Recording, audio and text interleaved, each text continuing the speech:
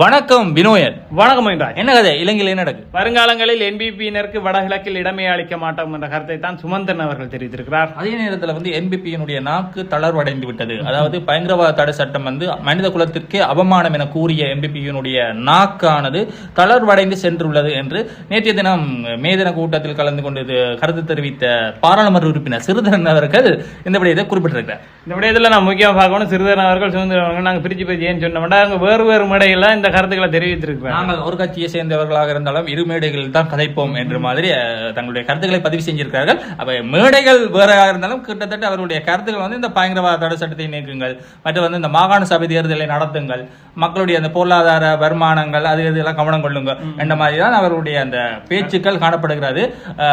அந்த ஊழல் குற்றச்சாட்டுகள் அதில் முன்வைத்து கதைத்திருக்கிறார்கள்.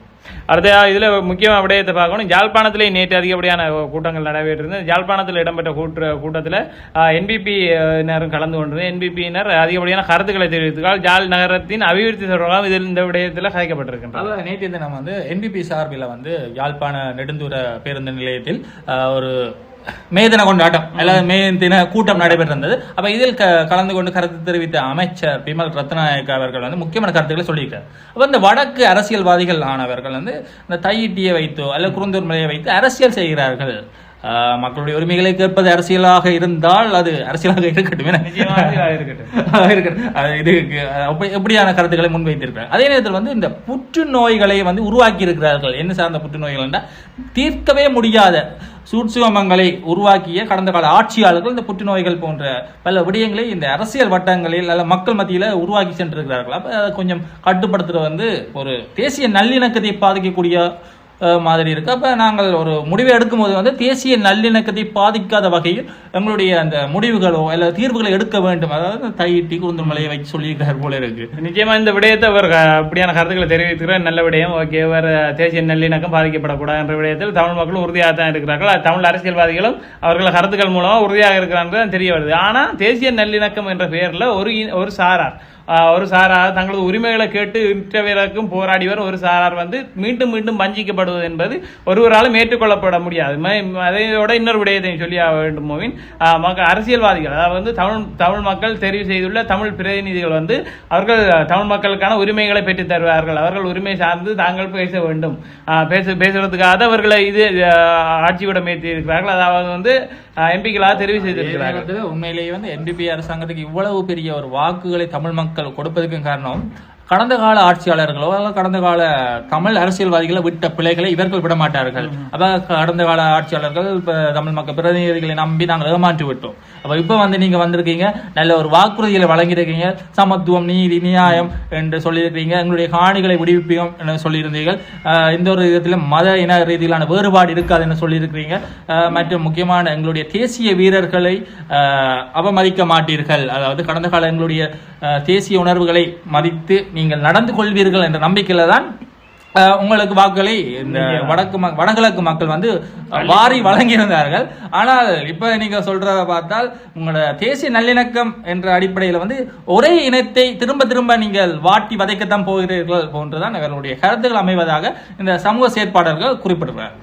நிச்சயமாக இதில் இன்னொருடைய அழுத்தமாக பார்க்கணும். மக்கள் பிரதிநிதிகள் என்பவர் மக்களது பிரச்சனைகளை கதைப்பவர்கள் தான். அவர்கள் இப்படியாக மக்களது பிரச்சனைகளை கொண்டு செல்லும் போது, பொது வழிக்கு கொண்டு செல்லும் போது நீங்கள் இப்படியான கருத்துக்களை தெரிவிப்பது என்பது மிகவும் மோசமானது. ஏனென்றால் அவர்கள் அரசியல் செய்ய வந்தவர்கள் இதை வைத்து அரசியல் செய்ய பார்க்கிறார்கள் என்றால் மக்களது பிரச்சனை தான் அது. மக்களது பிரச்சனைகளை வைத்து அரசியல் செய்யாவிட்டால் வேறு எதைத்தான் வச்சு அவர்கள் அரசியல் செய்வார். இது ஒரு புறம் இருக்க நாங்கள் இன்னொரு முக்கியமான விடயங்களையும் பார்க்கணும். என்னென்றால் பொருளாதாரம் சார்ந்த விடயங்களையும் அவர்கள் குறிப்பிட்டிருக்கிறார்கள். மற்றும் வீதி அபிவிருத்தி சார்ந்த விடயங்கள் என்று பல்வேறுபட்ட அபிவிருத்தி திட்டங்களையும் அவர்கள் குறிப்பிட்டு கருத்துக்கிறாங்க. அதுவும் வரவேற்கக்கூடிய ஒரு விடயம் தான். குறிப்பாக சொல்லியிருக்காங்க, கொழும்பு போன்று கிட்டத்தட்ட ஒரு 10 நகரங்களை உருவாக்க போகிறோம், அபிவிருத்தி அடைய போகிறோம், அதுல யாழ்ப்பாணமும் நாங்கள் உள்வாங்கி இருக்கிறோம் என்ற ரீதியில் தன்னுடைய கருத்துக்களை அவர் தெரிவிக்கிறார். நல்ல விடயம்.